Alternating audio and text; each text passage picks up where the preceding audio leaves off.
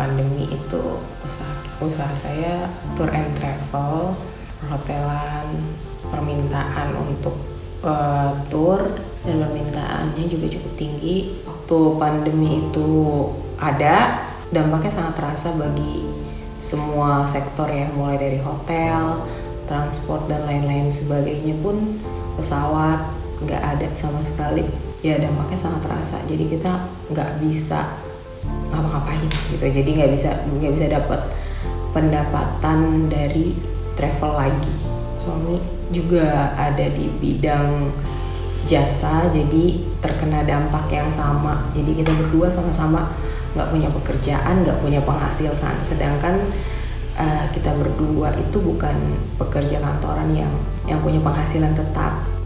Awalnya mau coba untuk produksi masker kain lapis 3 sendiri di teman yang punya konveksi garment gitu.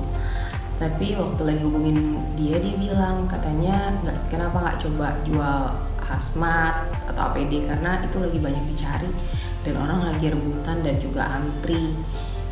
Yang beli bukan cuma petugas medis aja, karena yang mau kasih sumbangan dan juga di beberapa daerah yang belum merata juga banyak. Pertamanya sih agak ragu ya, tapi coba aja deh masukin di beberapa marketplace. Ternyata ada salah satu marketplace yang respon setelah saya masukin, kurang lebih setelah produk itu masuk 1-2 jam, permintaannya banyak sekali, tinggi sekali gitu. Akhirnya saya mencoba untuk terus ada di usaha baju APD ini sampai saat ini. Saya bisa jual custom size, jadi mengikuti permintaan dari petugas medis ataupun klinik kecantikan dan juga beberapa puskesmas yang menginginkan baju yang size-nya mengikuti dengan bentuk badan masing-masing. Jadi fashionnya petugas medis, pendapatannya jadi benar-benar mengcover kebutuhan keluarga. Jadi itu jadi usaha kami saat ini gitu. Pendapatannya juga sangat meningkat banyak. Oke, tapi cuman di lewat online semua? Sebenarnya ya memang dari Instagram sih emang bener-bener sosmed gratis, kayak bener-bener nggak nyangka impact-nya tuh segitu parahnya. Aku juga nggak nyangka bahwa followers aku tuh segitu ngikutin aku gitu loh, karena aku juga bukan blogger, aku bukan artis, aku bukan influencer juga gitu loh. Jadi memang awal tuh aku tuh sebenarnya seneng banget ngelihat milenial yang di luar negeri gitu, dia ngebikin produk gitu. Sebenarnya ada salah satu, dia tuh dari susah banget tante, itu udah susah banget gitu, yang sampai sekarang bisa sukses bilioner gitu kayak dia bener-bener kayak take a risk pertama. Dia bilang saya tuh sebenarnya penyanyi band sebenarnya, dia sebenarnya penyanyi band, dia punk gitu sebenarnya, tapi dia memang ya gitulah ya, berubah haluan jadi suka make up. Agak ya paham kan gitu kan, gitu. Dan dia take risk banget, dia suka banget make up gitu loh. Jadi bener-bener dia cerita yang cuma tabungannya dia cuma ada 5 juta di ATM-nya, terus tiba-tiba 5 juta perak nih, 5 juta zaman dulu gitu kan. Sekarang dia bener-bener take risk yang kayak dia bener-bener nge-expose dirinya dia tuh bahwa dia suka ini gitu. Dan aku lihat marketingnya tuh maksudnya bahwa $5 juta itu tabungannya dia? $500 zaman dulu, berarti kan 5 juta rupiah pada saat dulu itu gitu kan. Aku ngeliat dia pergerakannya seperti apa gitu. Jadi memang aku tuh di Instastory tuh awalnya memang aku ada teaser dikit gitu, kayak misalnya aku ngepost, dia tuh kayak gitu awalnya, kayak memang sebulan sebelumnya pasti aku ngepost dulu dia bikin, kayak orang penasaran kan. Sebenarnya aku hanya sedikit-dikit aja gitu, kayak ini apa sih, fried chicken apa sih tuh gini-gini gitu-gitu. Terus aku bilang udah deh tunggu aja nanti gitu. Terus akhirnya lah aku ke rumah mama saya gitu. Nah mama saya ini yang lebih gaul daripada saya ya guys. Gaulnya kayak satu Jakarta gitu. Kalah anaknya gitu kan. Terus akhirnya kayak aku ke rumah mama tuh kayak seneng banget gitu. Kamu bikin apa Mang Uca gitu kan? Iya nih aku bikin ayam. Pas cobain keluarga aku tuh suka banget kan. Emang suka umroh. Kalau mama papaku emang setiap setahun sekali pasti umroh gitu kan. Terus kayak ini lebih enak kok daripada yang di sana. Masa sih, aku seneng banget gitu. Tapi itu inget banget aku pada saat hari Kamis. Terus kamu kapan buka gitu kan? Terus pada saat buka kayak aduh udah deh, ntar aja deh, Senin aja deh, kita capek nih sebulan kan, kita Uca kan tadi dengar sendiri kan dari jam 9 jam 11 malam gitu. Tiba-tiba ini word of mouth banget. Ini bukan Instagram juga. Ini WhatsApp group. Oh, bayangkan WhatsApp group, bayangkan ya. Ya kan? Jadi kita tuh bener-bener timingnya tepat pada saat puasa gitu. Jadi orang kan kayak ngiler nih apaan sih gitu. Mamaku tiba-tiba taruh di WhatsApp grup, tiba-tiba yang pesannya tuh yang kayak banyak banget yang satu bucket yang tadinya kita cuman 10 akhirnya nambah 30 akhirnya 60 yang akhirnya pada kan kalau kayak gitu kan nah yang namanya yang repost nah sorry kan kalian tahu ya pasti ya gitu kan orang kan jadi makin penasaran kan terus kayak hah apa namanya ini enak banget alhamdulillah sih sama ini sih kita tidak ada yang pernah bilang alhamdulillah gitu kan jadi bener-bener kayak semua tuh pada pesen sampai kesel mereka tuh kesel kayak sini sold out mulu kita tuh sampai ngantri 2 minggu Ya. tapi memang beneran 2 minggu gitu Gila loh. ya. Gila banget. Dalam waktu 1 bulan itu. Sebulan. Dan gratis itu. Dan Itu gratis. gila dan gratis sama Dan gratis. makanya aku selalu bilang mau Ca gitu kan. Ca kamu jangan pernah melarang aku gaul ya. Ada gunanya. Ada gunanya. Ya, Dulu kan gitu dia ya. kayak kamu nih apaan sih gaul mulu ya. Sekarang ada manfaatnya kan. Terus kenapa ayam Cordoba? Namanya. Jadi aku cari nama yang bisa diterima sama semua agama. Kan ceritanya Cordoba tuh kota di Spanyol. Iya. Jadi pada zaman dulu kan, pada zaman kejayaan Islam tuh di Eropa salah satu peninggalannya kan di Spanyol. Jadi dulu ada masjid, terus dirubah jadi gereja. Jadi pikir-pikir kayaknya cocok. Jadi bisa diterima oleh yang Muslim dan yang non Muslim. Oh, gitu. Jadi nggak terlalu Mikirnya yang. sampai ke sana gitu. Kebetulan tahun 2007 Ke sana. ke sana. Iya, Cordoba. Jadi ingat. Ingat. Gitu. Jadi ayam Cordoba aja. Iya, Cordoba aja. Aku kagum sekali sama berdua ini ya. Jadi menunjukkan bahwa di masa pandemi ini tidak semuanya muram, tidak semuanya negatif. Ternyata bisa switch ya, bisa pindah dari satu bisnis yang tadinya nggak ada urusannya dengan kuliner ya. Nggak ada. Sekarang ini anak aku tahu dari kecilnya nggak pernah masak gitu. Tapi sekarang kok tiba-tiba bisa masak. Kamu jadi tiba-tiba bisa masak itu gimana ceritanya? Jadi mungkin passionnya dari dulu udah ada, cuma disalurkannya cuma pagi-pagi. Misalnya bikin mie goreng pakai telur, pakai apa. Oh, gitu. Pada saat pandemi kemarin nggak ada kegiatan, jadi aku fokus ngembanginnya gitu. Ini berusaha untuk mempertahankan staff atau pegawai atau gimana nggak? Ya. Oh iya, of course. Iya. Jadi yang bisa aku tuh yang Getset sama AC untuk event, akhir Maret kemarin tuh semuanya aku lay off. Nah kemudian pas giliran banyak pesanan ayam, akhirnya aku rekrut kembali sebagian dari mereka. Dan karena mereka sudah terbiasa sama ngejar deadline segala macam, jadi begitu demand-nya meningkat mereka udah siap.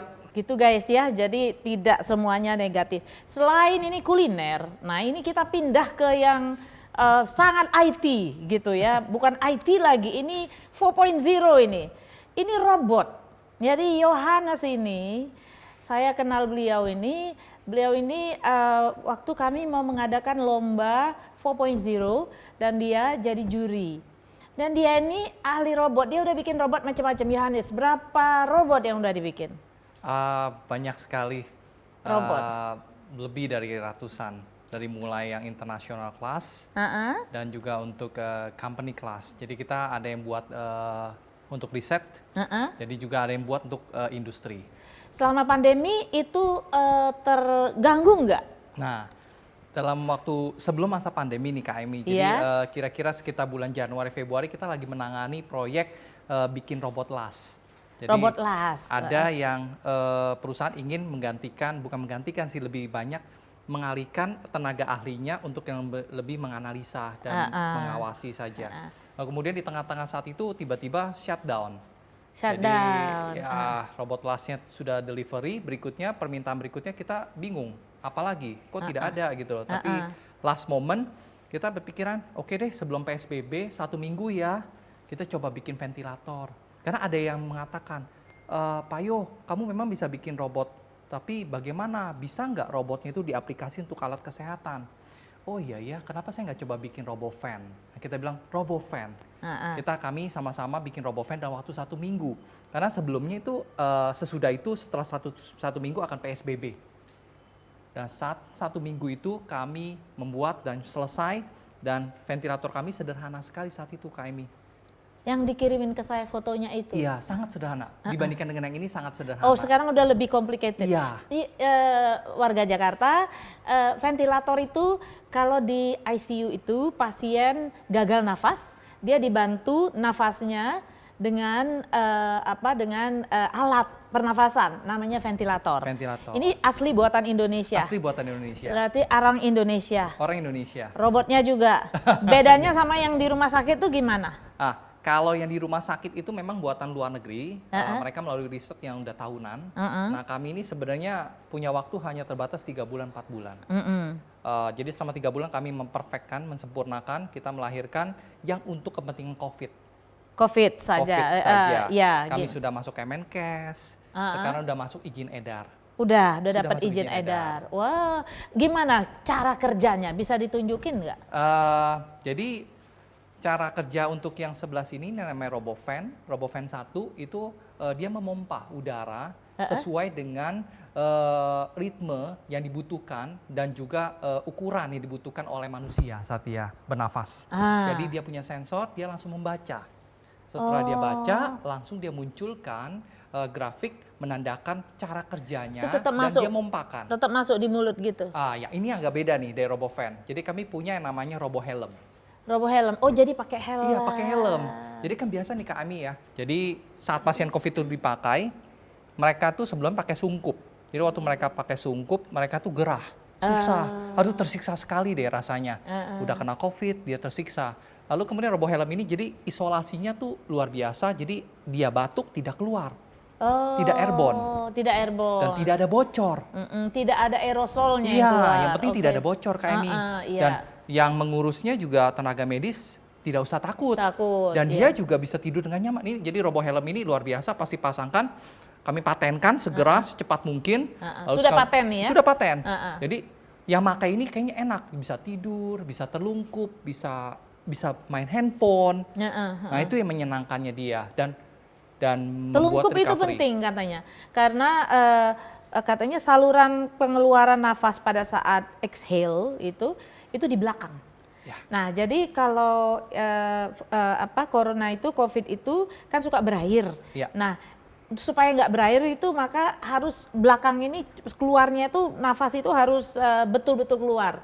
Sehingga kalau orang COVID itu katanya tidurnya mesti telungkup. Iya. Ya, telungkup supaya pada saat ngeluarin pernafasan itu tidak ada air yang tertinggal. Semua harus keluar airnya. Makanya disuruh batuk telungkup memang betul, gitu. betul.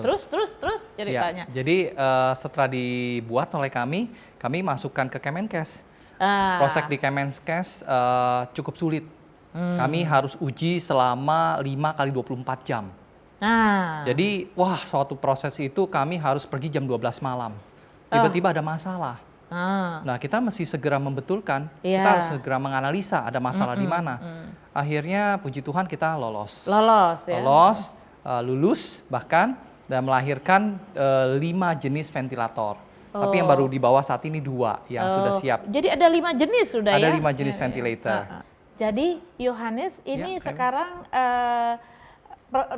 pesanan robot las nggak ada, sekarang udah dapat pesanan RoboFan. RoboFan, ventilator. Sudah dapat ya, jadi bisa hidup tetap pabriknya. Dari rumah sakit swasta. Dari rumah sakit swasta. Udah berapa yang terjual pesanan? Saat ini pesanan sekitar 30. 30? Iya. Satu harganya berapa sih? Di bawah 10% daripada harga ventilator normal.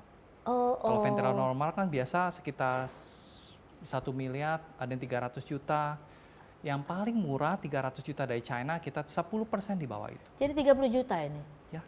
Atau 90 juta? 30 juta. 30 juta ini harganya. Warga Jakarta, tidak ada kata putus asa. Ya. Dan ini hebatnya, kita dukung produk Indonesia. Yohanes membuat sendiri, punya hak paten sendiri, dan dia bisa mengalihkan dari pesanan robot untuk las yang sudah satu, tadinya pesanannya banyak ya, sekarang jadi tutup semuanya, tidak ada pesanan, menjadi pesanan untuk RoboFan, ada 30 pesanannya sekarang. Nah, inilah guys, aku kayak milenial aja. Warga Jakarta, inilah kita, tidak boleh putus asa.